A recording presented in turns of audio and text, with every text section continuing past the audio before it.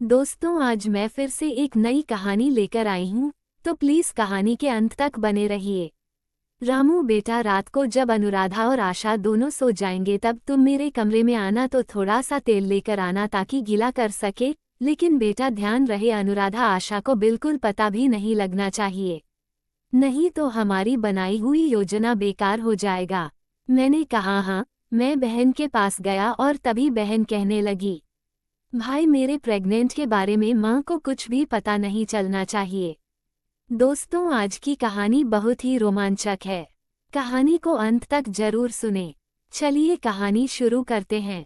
मैंने कहा, बहन मेरे ऊपर विश्वास रखो, मैं सब कुछ ठीक कर दूंगा। बहन बोली, हाँ भाई। मैंने बहन से कहा, बहन अभी दवाई खाकर सो जाओ, काफी रात हो चुकी है। मैं बहन को दवाई खिलाकर मैं अपने कमरे से बाहर आ गया। भाई बाहर जाकर मैं बैठ गया और सोचने लगा, माँ को कैसे बताऊं इन सब के बारे में। मैं तो काफी चिंतित हो चुका था। बड़ी बहन रीता भी पढ़ाई कर रही। दीदी तो मुझसे कहने लगी, भाई अभी तक सोया नहीं, रात के 11 बजे बज रहे हैं। मैंने कहा, मुझे नींद नहीं आ रही है, अभी तुम सो जाओ, सुबह कॉलेज जाना है ना। माँ अपने कमरे में आराम कर रही थी। तभी आशा मुझसे कहने लगी, भाई अनुराधा तो तुम्हारे कमरे में सो रही है, आज तुम कहाँ सोओगे। मैंने कहा, मैं यहीं पर हूँ, सो जाऊंगा। बहन आशा बहन बोली, आज तुम मेरे कमरे में सो जाओ मेरे साथ। मैंने कहा, नहीं, मैं यहीं पर ठीक हूँ, तुम सो जाओ। आशा नहीं मानी और मुझे पकड़कर अपने कमरे में ले गई। फिर हम दोनों सोने लगे। मैंने कहा आशा से, बहन लाइट बंद कर दो। बहन लाइट बंद करके मेरे बगल में लेट गई। मुझे नींद नहीं आ रहा था। मेरे मन में काफी सवाल देख मेरी आंखों के सामने घूम रहे थे।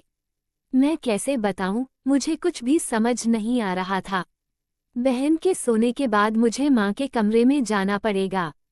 लेकिन अगर आशा को पता चल गया कि मैं रोज रात को माँ के कमरे में जाता हूँ तो आशा क्या सोचेगी।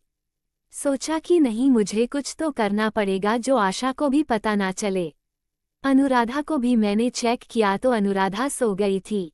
मैं धीरे धीरे बिस्तर से उठा हुआ निकल रहा था, तभी मैं अलमारी में जाकर टकरा गया। आशा की आंखें खुल गई। आशा बोली, कौन है, और अपना बिस्तर चेक किया। बिस्तर पर मुझे ना तो देखकर चिल्लाई, भाई कहकर पुकारा। मैंने आवाज लगाई, मैं यहाँ हूँ। तभी आशा बोल पड़ी, भाई लाइट जलाकर बाहर जाना था ना। मैं खामखा डर गई। मैंने कहा, आशा तुम सो जाओ, मुझे नींद नहीं आ रहा है, मैं हाल में बैठकर टीवी देख रहा हूँ। बहन मुझे कहने लगे, भाई क्या हुआ, कुछ बात है। मैंने कहा, कुछ नहीं, तुम सो जाओ। तभी तो सोने लगी। मैंने आशा के कमरे को बाहर से कुंडी लगा दी, ना तो वो बाहर आ सकती है और ना ही कुछ देख सकती ना ही सुन सकती। मेरा रात क्लियर था, अभी सो रही थी। तब मैंने डिसाइड किया, अब मेरे रास्ते में कोई नहीं है, मैं माँ के कमरे में जा सकता हूँ और वह सब बातें कर सकता हूँ। लेकिन मन में एक डर सा लग रहा था, अगर अनुराधा जाग गई तो क्या होगा। मैंने सोचा एक बार चेक कर लेता हूँ, वो सो रही है कि नहीं। अनुराधा को कोई होश नहीं था। अनुराधा गहरी नींद में सो रही थी और मैं धीरे धीरे कमरे से बाहर आ गया और माँ के कमरे की ओर कदम बढ़ाया। माँ अभी भी जाग रही थी, मेरी राह देख रही थी। मैं धीरे धीरे माँ के कमरे में गया था। माँ मुझे धीरे से आवाज दी, रामू बेटा आ गया, मैं तेरा ही राह देख रही थी, आ जाओ, बैठ जाओ। मैंने माँ से कुछ नहीं कहा, चुपचाप जाकर बिस्तर पर बैठ गया। माँ कहने लगी, बेटा मुझे तेरी बहुत याद आ रही थी। मैं सोच रही थी, कितना देर हो गया, तुम क्यों नहीं आए। कहाँ आशा बहन जग रही थी, इसलिए मैं इतना देर से अंदर नहीं आ पाया। मैंने कहा, अब तो वो दोनों सो गए। मैंने कहा, हाँ हाँ, वो दोनों को सुलाकर आ रहा हूँ। माँ धीमी सी आवाज में मेरे कानों में कुछ कहने लगे। मुझे वह सब सुनकर एक अजीब सा गर्माहट महसूस हुआ। मैं अंदर से पूरा गर्म हो चुका था। फिर मैंने उनका हाथ पकड़ लिया और कहने लगी, बेटा तुम्हारे पापा होते तो ठीक इसी तरह से मेरे सामने बैठे होते हैं।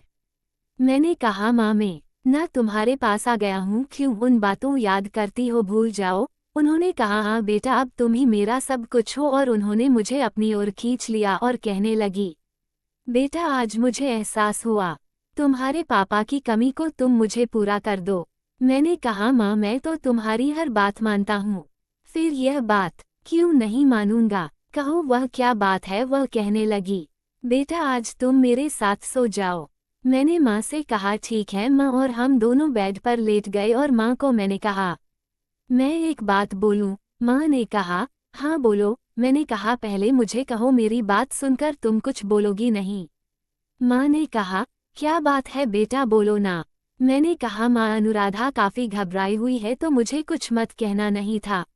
मुझे तुम्हें बताने से मना किया था, लेकिन मैं तुम्हें बिना बताए कैसे कुछ कर सकता हूँ।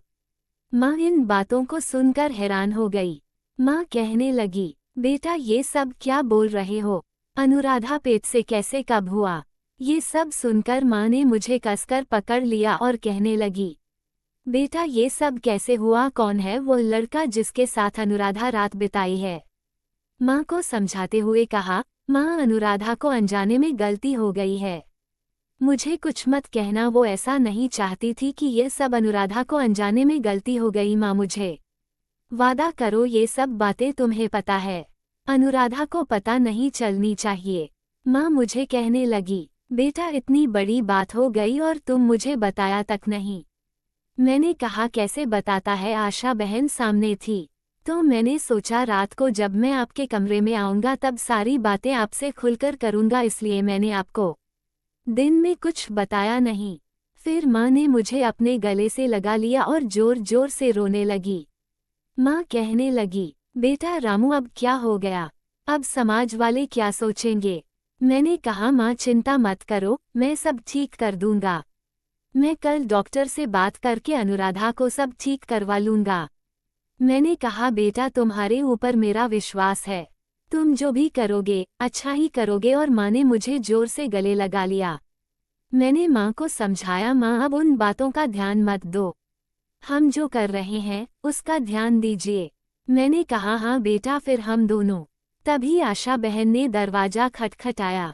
भाई भाई कहने लगी। हम दोनों ने आशा बहन की बातों को अनसुना करते हुए हम बातें करने लगे थे। दोस्तों आज की कहानी में बस इतना ही। कहानी पसंद आई हो तो प्लीज़ लाइक और सब्सक्राइब करें। धन्यवाद। जय हिंद, जय भारत।